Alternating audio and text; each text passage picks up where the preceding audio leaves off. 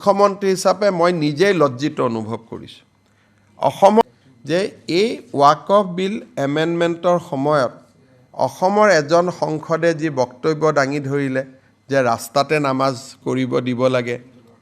এজন সংসদে যিটো ক'লে যে স্বাধীনতা সংগ্ৰাম যেন হিন্দু মানুহে কৰাই নাই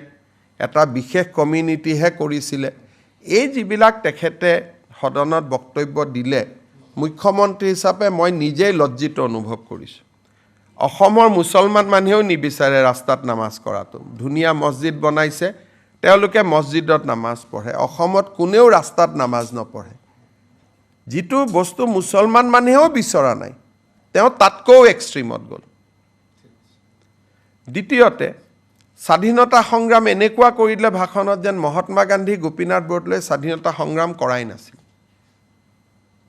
গতিকে মই নিজে লাজ পাইছোঁ গোটেই দেশৰ মানুহবিলাকে মোক ফোন কৰিছে যে অসমৰ পৰা এনেকুৱাও এমপি হয় নেকি গোটেই দেশৰ ওচৰত অসমে লজ্জা পাবলগীয়া হৈছে লাজ পাবলগীয়া হৈছে এনেকুৱা বিবৃতিৰ কাৰণে